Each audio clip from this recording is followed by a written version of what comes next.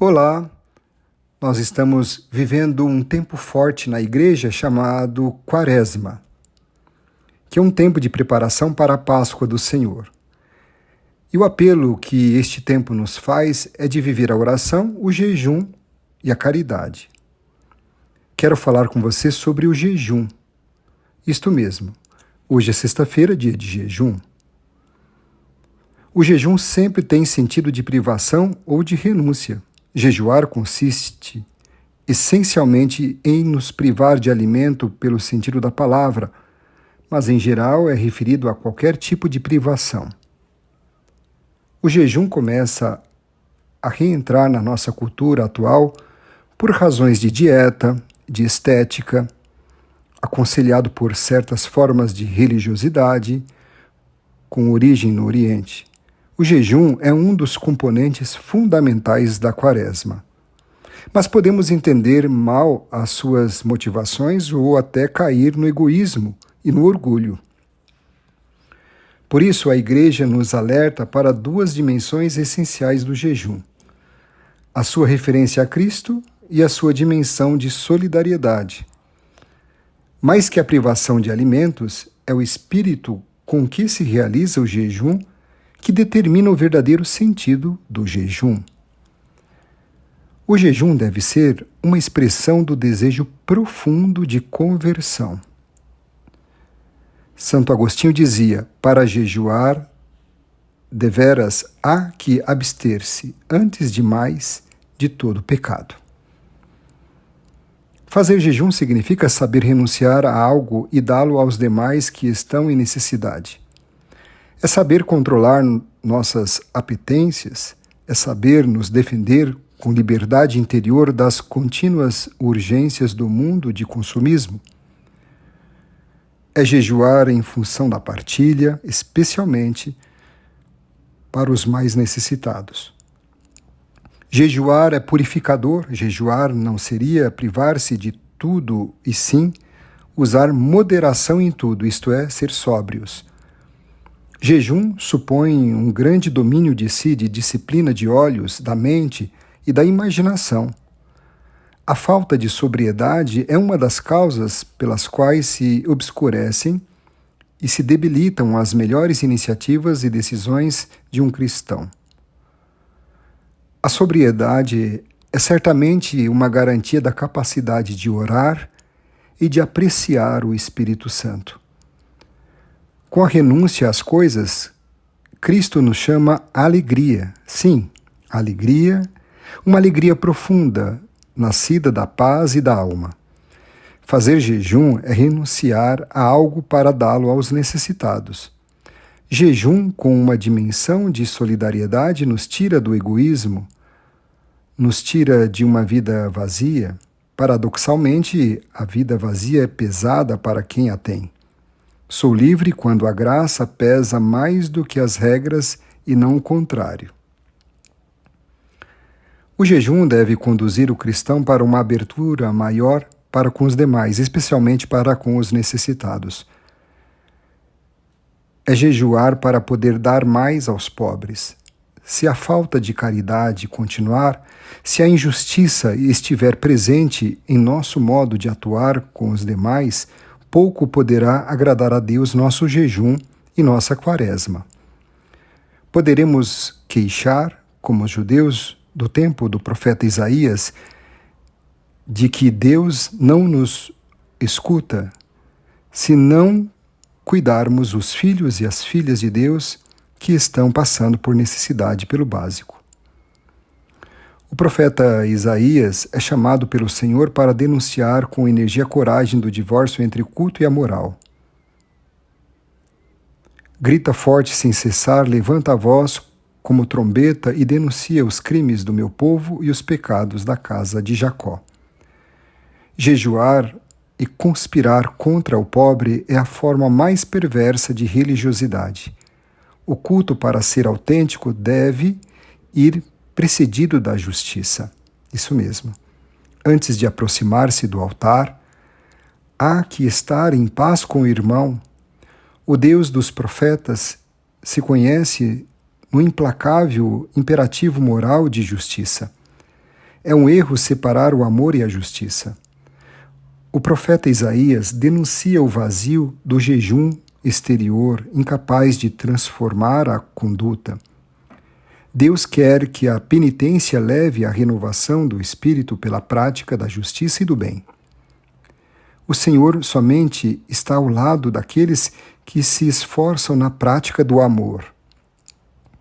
Por isso, o profeta Isaías, na primeira leitura de hoje, descreve qual é o verdadeiro jejum que agrada a Deus. Isaías capítulo 58, versículos 6 a 9. Vale a pena conferir. Deus não quer o jejum formalista que não tem em conta a vida do outro e muito menos a justiça. Nada valem as ações que excluem o amor ao próximo. O verdadeiro jejum, no pensamento do profeta, remete ao comportamento capaz de renunciar à ganância, à avareza, para começar a ser generoso e solidário. Capaz de renunciar ao tempo pessoal para ir ao encontro do necessitado, ou seja, o doente, o prisioneiro, o idoso, o órfão, etc. Para estar com ele a fim de aliviar uma parte de sua dor. O jejum verdadeiro consiste em quebrar todas as cadeias injustas, em repartir o pão com o faminto. Segundo o profeta Isaías, o culto deve estar unido à solidariedade com os necessitados. Caso contrário, não agrada a Deus e é estéril. As manifestações exteriores de conversão têm a sua prova real na caridade e na misericórdia para com os necessitados, com os pobres, com os carentes do essencial, como um ser humano para viver. O verdadeiro jejum é um verdadeiro compromisso com os irmãos necessitados e empobrecidos ou injustamente que são presos. Segundo o profeta Isaías, o culto deve estar unido à solidariedade com os necessitados. Parece que eu estou repetindo muitas vezes isso, exatamente para que tenhamos a consciência do qual é o verdadeiro sentido do jejum. O jejum que Deus quer é a conversão a Ele e ao amor dos irmãos. É o jejum do egoísmo, partilhando com os necessitados o que se tem. Jejuar é bom, diz Deus, mas não é o essencial. O essencial é respeitar o próximo, não explorá-lo, não considerá-lo como um objeto para nosso proveito. Jejum sem amor carece de sentido. Não agrada a Deus e é estéril. As manifestações exteriores de conversão têm a sua prova real na caridade e na misericórdia para com os necessitados, com os pobres, com os carentes do essencial, como um ser humano para viver. O texto do Evangelho de hoje descreve a refeição que Mateus, o publicano, ofereceu a Jesus e a seus discípulos depois de ter recebido o convite de seguir o Messias. E a palavra-chave é: o noivo está com eles. Mateus capítulo 9, versículo 15. Por isso não tem necessidade de fazer jejum. Jesus, Cristo, é o noivo. Deus não é alguém que era ou que será. Ele é. Simplesmente, Ele é. Na eternidade não há jejum, pois Deus está conosco e nós estamos com Deus e diante dele. Por isso os discípulos de Jesus não jejuam, pois vivem a alegria do encontro com Ele. O banquete do Cordeiro que o Senhor nos oferece elimina a morte para sempre e enxuga as lágrimas de cada rosto. Em sua carne está inseparadamente unida a divindade e a humanidade. Celebram-se então as núpcias entre o homem e Deus. Ninguém está excluído das núpcias, ou seja, da festa, porque o noivo, Jesus Cristo, é o princípio e o fim da criação, e por ele e em vista dele tudo foi feito e tudo subsiste. Por isso, na casa de Mateus, o pecador, o publicano, se encontram os discípulos, os outros pecadores, os discípulos de João e também os fariseus. Todos estão presentes nas núpcias do Cordeiro, que carrega sobre si o pecado do mundo. Todos estão convidados a participar da festa da salvação. O Senhor quer cear com todos, pecadores, convictos ou não. Com Jesus, acaba o jejum e inicia-se o banquete nupcial. Na casa de Mateus, nós, pecadores, somos chamados para o banquete das núpcias. Nós, homens, conhecemos jejum ou carência, solidão, tédio e evidência, certeza de morte, porque tem fome de amor, vestido, embriaguez, novidade, vida e salvação. A vinda do Senhor sacia essa fome, tão antiga quanto o próprio homem, pois ele vem para nos dar vida em abundância. Jesus Cristo é o alimento, o pão da vida, a veste nova, o melhor vinho reservado por último. Em Jesus é-nos dado tudo o que Deus é. Os discípulos de João Batista ficaram admirados pelo fato de que Jesus e seus discípulos não jejuam como eles, de maneira rigorosa. Na sua resposta, Jesus diz que os discípulos de João Batista não viram ainda em Jesus o esposo messiânico. Se tivessem visto, compreenderiam que então o jejum não tinha o mesmo significado. Jejum está relacionado com o tempo da espera. O próprio Jesus jejuou no deserto, resumindo em sua pessoa a longa preparação para a humanidade em vista da instauração do reino de Deus. Mas quando começa seu ministério público, Jesus pode dizer em pleno direito que o reino está presente, que o esposo chegou e que não é conveniente aos amigos do esposo jejuarem enquanto o esposo está com eles. O jejum não tem mais sentido no tempo de realização, somente depois da ressurreição.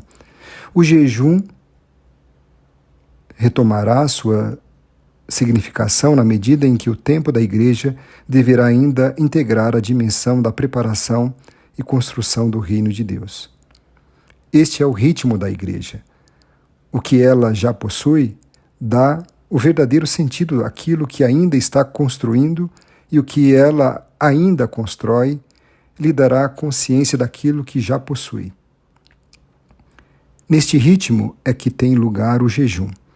Ele está ligado pela igreja aos dias dedicados à espera e à preparação. Tendo presentes estas dimensões, entendemos melhor o sentido do jejum que nos é recomendado e pedido pela igreja, e mais facilmente evitamos cair na busca de uma perfeição individualista e fechada, sem nos preocuparmos com Cristo presente nos outros irmãos necessitados, como bem enfatizou o profeta Isaías na primeira leitura. Em outras palavras, meu irmão, minha irmã, o verdadeiro jejum consiste em que cessem as palavras, mas que falem os fatos e as obras de caridade, como dizia Santo Antônio. Que cale o entendimento, mas grite o coração. Não há nada que seja mais eloquente do que um minuto de silêncio. Um minuto de silêncio pode ser um minuto de escuta, um minuto de reflexão, um minuto de compromisso, um minuto de amor, um minuto de solidariedade, um minuto de ação compassiva para o necessitado. Um dia de jejum deve ser também um dia de amor, uma semente de esperança.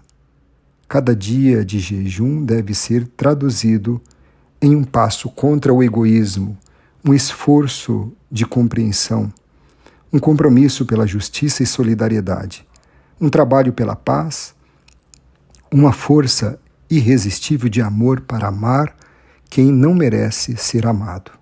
Difícil, né?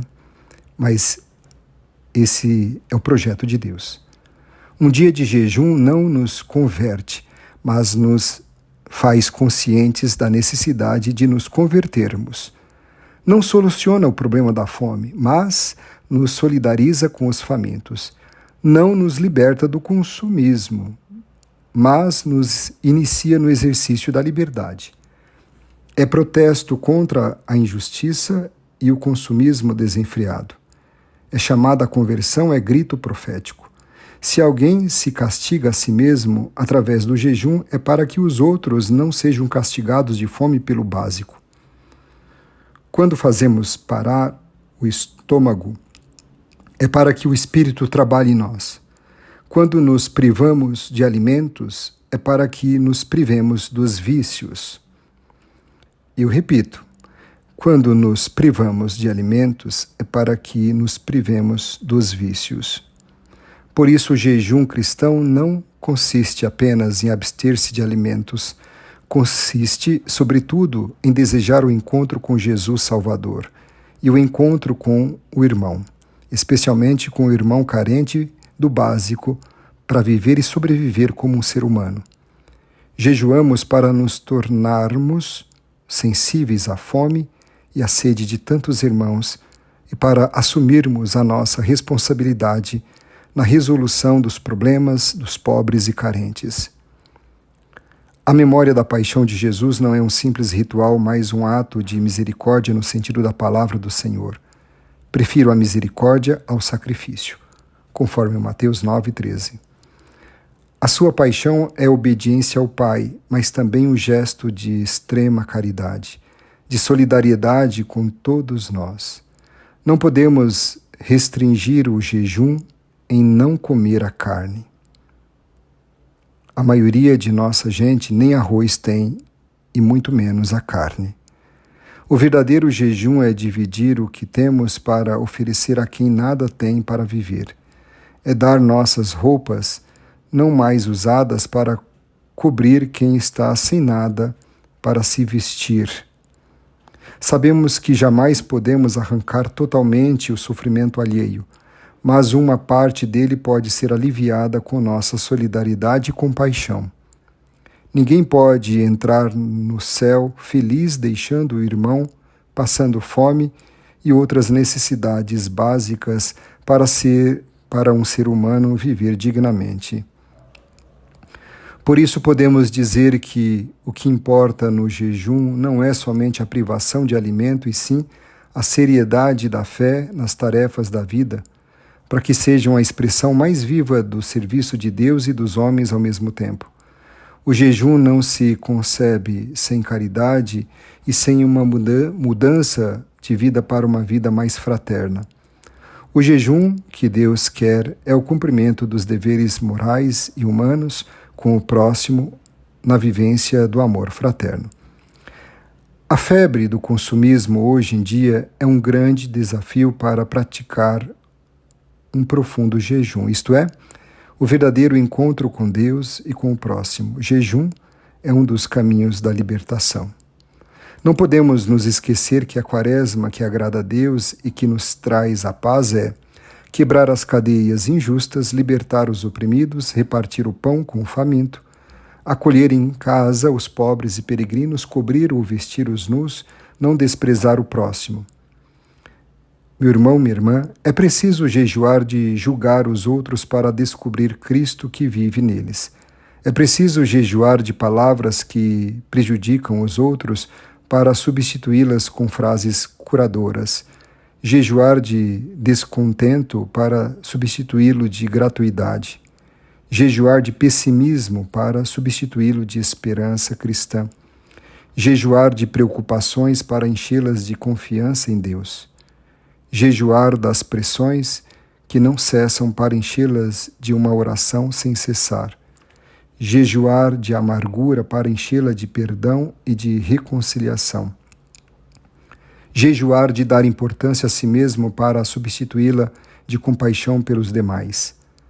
Jejuar de ansiedade sobre suas coisas para se comprometer com a propagação do reino de Deus, o reino de amor. Jejuar de desalento para enchê-lo de entusiasmo da fé. Jejuar de pensamentos mundanos para enchê-los das verdades que fundamentam a santidade.